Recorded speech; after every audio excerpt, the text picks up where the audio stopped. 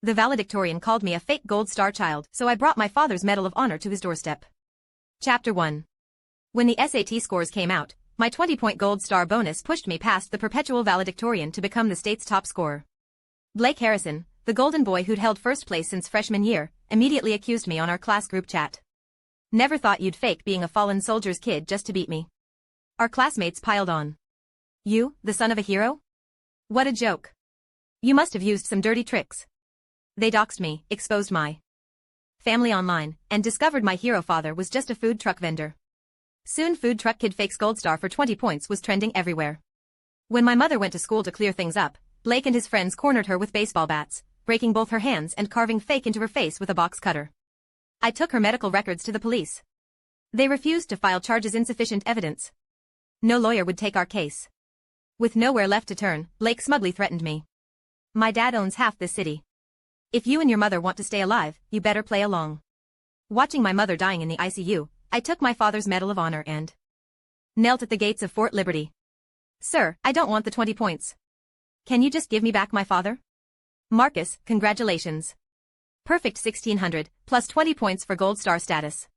1620. You're this year's state champion. My teacher's congratulations echoed through the phone. Before I could celebrate with Mom, our class group chat exploded with accusations from Blake Harrison and others. No way, state champion is Marcus from our class? 1620? How is that even possible when perfect is 1600? Wait, he got 20 extra points. Gold star child? Never heard about that. Then an anonymous document appeared, quickly deleted but already screenshot by faster fingers. The chat erupted. Holy shit, I can't believe what I'm seeing. Screenshots flooded in fabricated evidence that I'd faked my gold star status to beat Blake. Blake's message tagged me directly. At Marcus, never thought you'd fake your identity just to beat me. He'd nailed me to the pillar of shame. The atmosphere turned vicious, messages flying like poisoned arrows. Marcus acts so noble, but he's just a fraud. If his dad's a fallen soldier, then mine's the UN Secretary General. Do you know how many kids lose their college spots because of your fake 20 points? Everyone report him to the school and state education board. Why should this fraud get bonus points? I tried to explain, pulling out my father's death certificate, but when I saw what Blake's followers had posted, my hands froze. My father's service photo had been photoshopped behind prison bars. My mother's food truck photo was edited to look like she was soliciting. My honor roll photo now read SAT cheater. The caption, the champion's real family. I shook with rage. Even when I posted my father's official military death certificate, no one believed it. They just photoshopped it into more cruel memes. That night, I was completely doxxed. Internet vigilantes discovered my hero father was just a taco truck vendor. Customers who bought from him posted photos as proof. Soon Taco Kid fakes gold star for 20 points was trending nationwide. The next morning, the school called demanding to re-verify my bonus qualifications. I gathered the documents to leave when Mom took them from my hands. You stay home and pick your colleges. I'll handle this. Remembering last night's harassment, I felt uneasy and wanted to go with her. Then my phone rang, admissions offices from Yale and Harvard. I looked at the phone helplessly. Answer it. I'll just drop off the documents and come right back. She patted my shoulder, urging me to take the call, then left with the papers. After hanging up, I checked the time and couldn't help opening social media. Blake had posted 30 minutes ago. Going to expose a fraud today. Stay tuned. The photo showed him and his crew in front of the school. A terrible feeling crept over me. I immediately called Mom, no answer. My fingers trembled as I found our teacher Mr. Peterson's number. Mr. Peterson, did my mom arrive at school? I can't reach her. Silence on the other end. Marcus, your mother did come, but... His voice dropped. She was suddenly surrounded by some boys. It's getting ugly. Chapter 2. I rushed to school, hearing commotion from the honor board area as I reached the gates. Racing over, I saw a crowd of students, some filming, others cheering. Move. I shoved through the crowd. The sight made my blood freeze. Mom was pinned against the honor board glass while someone smashed a baseball bat into her hands repeatedly. What are you doing?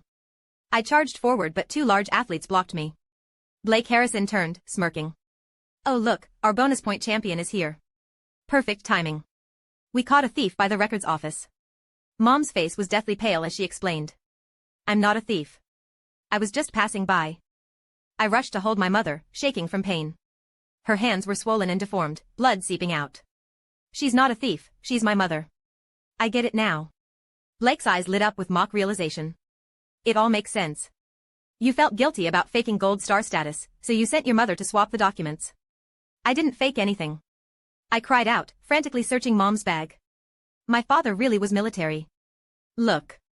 I held up the death certificate, carefully preserved in plastic.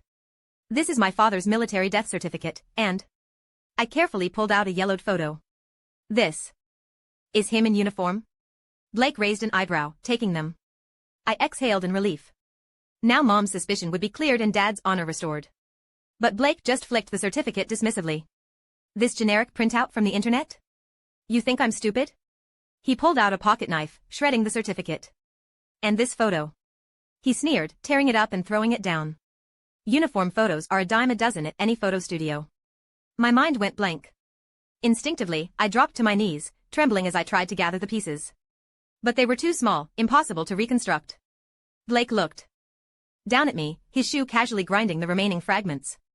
Nice act. But you can't fool me. He put on a show of being deeply hurt. Last night I got a tip and had people check the military database. Your father's name isn't there. After being exposed, you and your mother tried to destroy evidence in the records room. Absolutely shameless. Everyone here studied day and night for 3 years just to get a few more points. And some people use dirty tricks to get 20 free points. This isn't just insulting to real heroessets spitting on all our hard work. The crowd's eyes reddened with rage. A girl suddenly screamed hysterically, I missed by 3 points last year. 3 points. Blake sighed. Faking gold star status might only get a few years. Too easy for them. A boy suddenly charged forward. Blake, we need to teach them a lesson. Right. They love pretending to be military family slits, mark them so everyone knows they're frauds. Others joined in. Blake reluctantly resisted until the calls grew louder. Finally he reluctantly took the knife, since everyone insists. Chapter 3. Blake grabbed Mom's chin first. I was pinned to the ground nearby. I could only watch helplessly as he raised the knife. Mom screamed in agony as blood ran down her chin. Blake worked relaxed, like creating a masterpiece. The watching students cheered wildly, phones practically shoved in Mom's face. Blake's doing great. These people need to be taught a lesson. Gold star families aren't something you fake. Those are heroes who died for our country. Don't forget the taco boy, Blake. He's the mastermind. Blake unhurriedly stopped, admiring his handiwork from above. Oops, made a mistake here. He leaned down, the sharp blade aimed at Mom's bloodied face again. My pupils contracted. I broke free violently, throwing myself between them. Blake stumbled back from the impact. Seeing me resist, the athletes swarmed, raining punches and kicks. I curled around my mother, shielding her beneath me. It's okay, Mom. I'm here. I'll protect you. What's going on here? The principal and teachers finally arrived. Blake quickly straightened his clothes. Principal, we were just having a discussion with the state champion. But he got too emotional and suddenly attacked us. The principal's gaze shifted between Blake and me, finally settling on my mother, unconscious and bleeding. Call an ambulance. In the chaos, Blake leaned close to my ear, whispering. This is just the beginning. You and your taco-selling mother neither of you will have peace. He left with his crew, heads high. When the ambulance arrived, a crowd had gathered at the school gates. How did she get hurt this bad? Someone did this on purpose. I heard that's the one who faked gold star status for bonus points. Then she deserved it. Mom was rushed to the ER while I got basic first aid and was taken for questioning. Severe blood loss, shattered bones in both hands, first-degree lacerations on both cheeks. Mild concussion, prep for surgery immediately. While 5 doctors worked to save my mother, I was interrogated repeatedly. Why did you attack them? The interrogation room lights were harsh and cold. For the 10th time. I told you Blake Harrison and his friends attacked me and my mother. Evidence? The officer tapped the desk. All witnesses say you suddenly went crazy and attacked them. I jerked my head up, eyes burning. Check the security footage. Check the bystanders' phones. Lots of people recorded it. Cameras were down. The officer cut me off. No videos on anyone's phones either. Ice ran through my veins. I understood now. They'd covered everything up. The officer sighed. Mr. Walker, given you're a minor with special circumstances. This time it's a warning. Next time. Next time? I laughed bitterly, tears hitting the desk. My mother's fighting for her life and I want to press assault charges against Blake Harrison. Will you give us justice? The officer shook his head. Insufficient evidence. You say Blake did it? Where's the direct proof? My mother and I were beaten like this. Isn't that obvious enough? The officer shook his head helplessly. Without direct evidence, we can't file charges. Released from questioning, I rushed to the hospital. Standing outside the ICU, I watched through the glass at my mother hooked to machines. Your mother's condition is stable for now, no immediate danger. The doctor removed his mask, exhaustion and sympathy on his face. But with the shattered bones and deep facial wounds. I'm afraid.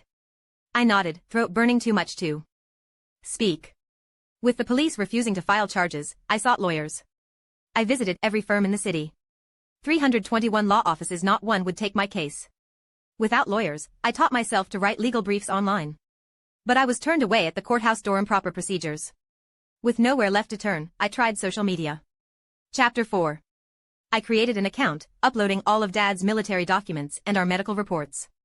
I'm Marcus Walker, this year's state academic champion.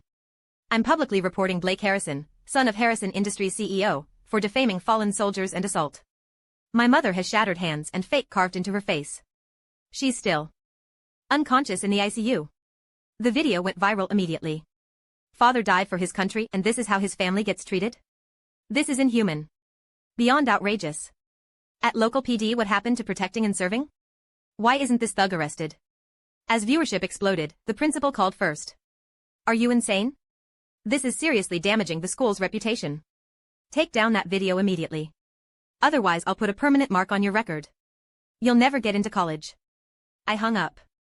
At this point, did I care about college? The second call was Blake Harrison's. Marcus, you think going viral will change the facts? My dad's already contacted the platforms. Your video will be deleted everywhere. His call had barely ended when my stream suddenly cut out. I knew someone had tampered with my signal. My phone plan I'd just paid showed as disconnected. Outside, I searched for free Wi-Fi to continue seeking help online. Despite suppression, many had started speaking up for me. But the next day, a major influencer posted a video. My teachers, classmates, friends, even relatives all condemning me. Marcus always loved to lie and cheat. Can't believe he faked being a gold star child. Disgusting. Marcus's dad died in a car accident. I saw it myself. No way he was military. Him and his mother got beat up by someone and decided to target the rich Harrisons for money. The Harrisons are known philanthropists. Young Blake built several schools for underprivileged kids. Comments started flooding in. The Harrisons sound great. They funded my hometown school too. Respect. Single mom selling tacos with such good business? What's she really selling? If you know, you know. Damn, glad everyone warned me. Almost got fooled. The Harrison family's deep pockets bought thousands of bot accounts. Online opinion shifted instantly. My account was banned, videos removed. Reason, spreading false information. My blood ran cold. Could I really not fight them? My phone suddenly received a video call. Answering it. My blood froze. Blake Harrison was in my mother's hospital room. He playfully tugged at her oxygen mask. Marcus, surprised? I gripped the phone, knuckles white. What do you want? Marcus, I heard you've been quite troublesome lately. His finger slowly traced along Mom's 4 line, the threat clear. Keep causing problems and this 4 might get some extra ingredients. My vision darkened with rage. The room has cameras, nurses outside. You touch her and you can't escape. Cameras are broken. He laughed at my naivety. Just like at school. Today's just a preview. Next time won't be so simple. The call ended with sounds of crashing and breaking. Blake Harrison, you. The line went dead. I ran frantically to the hospital. Mom. Mom. Gasping, I reached the ICU. The duty nurse quickly stopped me. The patient's fine. We detected the intrusion and moved her to a secure room. I collapsed among the broken glass, feeling like I'd survived disaster. The cameras all malfunctioned. The arriving security chief wiped his sweat. Someone cut the power. I picked up a card from the floor, red marker on the back. This is a warning. The nurses looked sympathetic. Marcus, stop fighting them. The Harrisons are too powerful. You can't win. Sometimes losing is winning. Your mom suffered, but you could get money for life. If you keep this up, our jobs are affected too. Hearing this, I had no doubt they'd throw Mom out next. Should I just give up? Bitter tears fell, leaving a sour taste. Father always taught me to be honest and good. But why when I suffered injustice, no one helped? I just wanted justice. Why was it so hard? The news constantly proclaimed one serves, whole family honors. So why after my father's sacrifice, couldn't I even get justice? Everyone saw us as a widow and orphan, weak and helpless. If I couldn't get justice here, I'd go to the military base to reclaim my father. I went home, took down father's Medal of Honor display, and after 2 days on buses, arrived at the base where father had served. The next day, I held the medal above my head, kneeling at Fort Liberty's gates. Sir, I don't want the 20 points. Can you just give me back my father? Chapter 5. The Medal of Honor gleamed in the sunlight. The gate guard's pupils contracted, his face turning deadly serious as he rushed over. Son, you. He helped me up, asking for basic information, while his eyes kept returning to the medal in my arms. When I gave my father's name and service number, his pupils tightened. He gripped my shoulders, voice trembling. You're Sergeant Walker's son? His voice cracked immediately. I served under him. If he hadn't pushed me out of the way. My eyes instantly reddened. Finally someone remembered father. He led me to the guard post to register while pulling out his phone. Captain, Sergeant Walker's son is here. 2 minutes later, the entire base erupted like a bomb had hit. Combat boots thundered from all directions. As I approached the base, soldiers in green military tees surrounded me. Each one tall and strong, faces bearing that familiar integrity. The integrity unique to soldiers. My eyes filled with tears. I'd traced this integrity countless times in father's photos. Now I finally saw it in person. Like my father had appeared before me, never fallen. They escorted me into the base, constantly marveling. The resemblance is uncanny. Those eyebrows are exactly like Sarge's. Forget the commander's office, straight to the mess hall. Look how thin Marcus is, probably never eats well. Marcus, I've got imported snacks. Want some? These iron-hard men didn't know pretty words, only how to give real, tangible care. A muscular soldier patted my back friendly. Hitting my injuries made me wince reflexively. These battle-hardened soldiers immediately knew I was hurt. Seeing the bruises covering my back when they removed my shirt, their expressions changed instantly. Medic. Where's the goddamn medic? Make way. Let the medic see him first. Who the fuck did this? I'll end them. I was carried bodily to the medical station. Fortunately just surface wounds, no broken bones or organ damage. The mess sergeant rushed over with a steaming bowl of chicken noodle soup, green onions floating on top. Marcus, you must be starving. Eat this first. Tell me what else you want and I'll make it. Sarge loved this, always had a bowl before missions. I held the bowl, eating hungrily as steam made my eyes water. Attention. A sharp command rang outside. Every soldier snapped to attention reflexively, even the cook. A tall, silver-haired man entered. This was the base commander, General Thomas Barrett. Gray hair, crisp dress uniform, 3 stars gleaming coldly on his shoulders. He approached me, looking at the Medal of Honor I held high. His voice was hoarse. Walker's boy? Yes, sir. I looked up at him, answering loudly, stubbornly keeping tears from falling. I knew it was time. Before General Barrett, I told the complete story of how Blake Harrison and his father had tormented my family. Everyone's eyes reddened with rage, veins bulging. Absolutely lawless. Attacking a Gold Star family. Commander, I request leave to help my nephew get justice. Commander, let me go.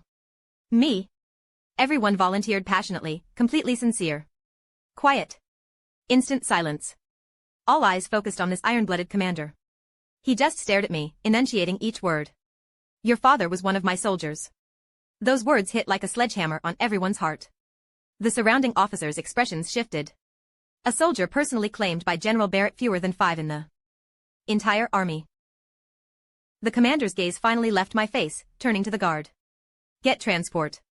Yes, sir. The guard immediately straightened. No. General Barrett interrupted coldly, get the armored vehicles. Everyone gasped. Armored vehicles? That wasn't standard transport protocol. General Barrett slowly put on his cover, eyes ice cold. Today, I'm taking this boy to collect what's owed. Chapter 6. A convoy of military vehicles raced through the streets. I sat in the command vehicle beside General Barrett. His calloused hands checked my injuries, voice rough. Your father could take on 100. His son better not cry. I set my jaw, thinking of Mom in the ICU, nails digging into my palms. Commander, I'm not afraid of pain. Just afraid of not getting justice. General Barrett studied my eyes for seconds, then suddenly smiled. He clapped my shoulder hard enough to make my wounds throb. Good kid. Got your father's spine. His radio crackled. Commander, unidentified vehicles blocking 500 meters ahead. Through the bulletproof glass, I saw the hospital's only access road blocked by 30 or 40 supercars. Blake Harrison smirked as we dismounted. Well well, if it isn't our little Gold Star kid. These your reinforcements, or are we getting a circus show? His rich kid crew laughed. Someone revved their engine, the roar deafening. A blue-haired teen leaned out his window. Nice costume, old man. Those stars from Amazon? General Barrett didn't move, didn't even blink. What's wrong, Gramps? Scared speechless? Son, General Barrett's voice rumbled like thunder. Didn't your parents teach you to respect service members? Blake's expression flickered but quickly recovered. Service members? He drew out the word mockingly. Funny, I heard there's been a lot of stolen valor lately. General Barrett's eyes flashed. In an instant, special forces materialized from the vehicles, moving too fast to track. Blake didn't even process it before a takedown slammed him to the pavement. His friends tried to resist but froze when vehicle-mounted weapons swiveled toward them.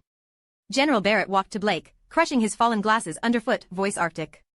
Inciting violence, attacking Gold Star families, using wealth and power to oppress. Michael, is this how you run your city? The mayor on the phone apologized profusely, promising thorough investigation and justice. Blake's clothes were disheveled, his golden boy image shattered. He pulled out his phone, forcing calm. This is false arrest. I demand a lawyer. General Barrett nodded agreement. Blake speed dialed. Mr. Coleman, hospital entrance. I need legal representation. Hanging up, he actually explained to General Barrett. Father's private legal team. They've handled military contracts. 20 minutes later, 8 suited lawyers arrived. The lead attorney immediately held up a tablet. According to Military Code Section 27, you have no authority. His voice died. General Barrett's aide hadn't shown military ID but a document bearing the federal seal. The lawyer's pupils contracted. This is a federal arrest warrant. General Barrett coldly watched the sweating lawyers.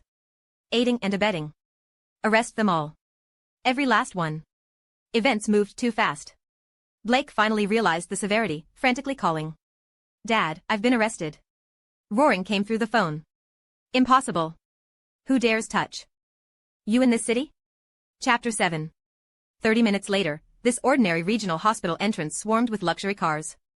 Lawyers, judges, executives. All the untouchable elites I couldn't reach before. My heart turned bitter. No wonder I'd found no help. Blake, seeing his father arrive with this army, immediately perked up.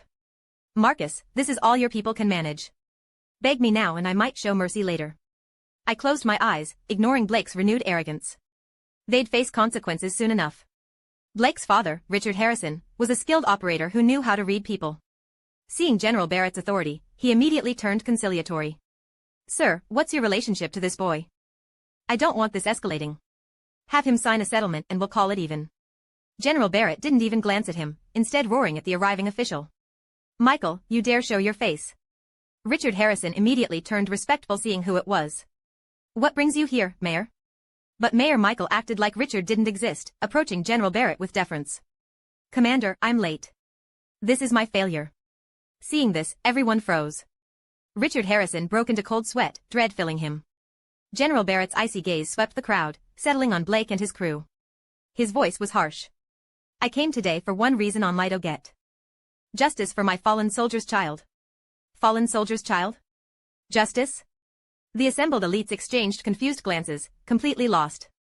I took the Medal of Honor from the vehicle, holding it high, gritting through the story of my family's persecution. From being accused of faking Gold Star status to my mother's brutal beating. From the principal's indifference to citywide legal rejection. From hospital death threats to nationwide harassment. Every word drew blood. General Barrett roared in fury. My soldiers gave their lives protecting this nation. And this is their reward? Their widows beaten and humiliated in public. The worst part, the attackers are protected while victims seeking justice. Face threats. Mayor Michael immediately promised, Commander. We'll investigate thoroughly. We'll get justice for this Gold Star family. The elites turned pale, immediately distancing themselves from the Harrisons. We were tricked into coming. Nothing to do with us. More ironically, the famous lawyer who'd thrown me out now groveled. Young Mr. Walker, I was blind before. I'll represent you, free will bankrupt the Harrisons. The judge who'd rejected my filing now smiled obsequiously. I'll personally oversee this case. Defaming fallen soldiers, minimum 7 years. I closed my eyes, remembering Mom and me being beaten while crowds watched. Turns out, There was always justice available, you just needed powerful enough backing. The Harrisons went white as ghosts. Richard dropped to his knees, frantically apologizing, begging forgiveness. Blake remained defiant, too proud to bow. Seeing my stone face, Richard viciously slapped Blake. Dad? Chapter 8. Blake held his face, eyes wide with disbelief. Richard hit him twice more, face twisted. This is all your fault. If you hadn't attacked a Gold Star family, our family wouldn't. My fault? Blood trickled from Blake's mouth, but he suddenly laughed low. Who taught me money fixes everything? Who said there's nothing in this city the Harrisons can't handle? His cold eyes had no more masks. You taught me step by step. Now there's trouble, and it's all my fault? I watched the father and son tear into each other coldly, feeling only disgust. Their current suffering didn't equal 1/10,000th of my mother's. General Barrett didn't spare anyone who'd hurt us. The Harrisons went bankrupt. Blake and Richard were arrested. For defaming fallen soldiers, assault, and racketeering, the military tribunal sentenced them to life without parole. Their accomplices were all arrested. Those who'd covered for them imprisoned. Those lawyers who aided them disbarred for life. The keyboard warriors who doxed and harassed us online faced charges for defamation and privacy violations. Notably, the students involved also faced consequences. The ringleaders expelled, sentenced to 3 years for inciting violence and spreading false information. Those who shared attack videos forced to publicly apologize. The city's sky finally cleared. Mom was transferred to the military hospital's best ward. Her injuries slowly healed, facial scars fading under expert care. Father's old comrades visited in rotation, each bringing old photos, sharing stories of Father's life. Listening to these stories, Father's blurry image crystallized. He was no longer a cold headstone but a living hero in my memory. The day I entered the service academy, General Barrett personally saw me off, voice unusually gentle. Kid, don't be like your father. I froze. He gazed into the distance, tone complex. Being a hero is too hard. Being a safe, happy ordinary person, that's good too. I shook my head, gripping the medal on my chest. Commander, I want to be a prosecutor. He startled, then laughed loudly. Good. Then this old soldier will commission you personally when you graduate. Justice may be delayed, but it's never denied. The end.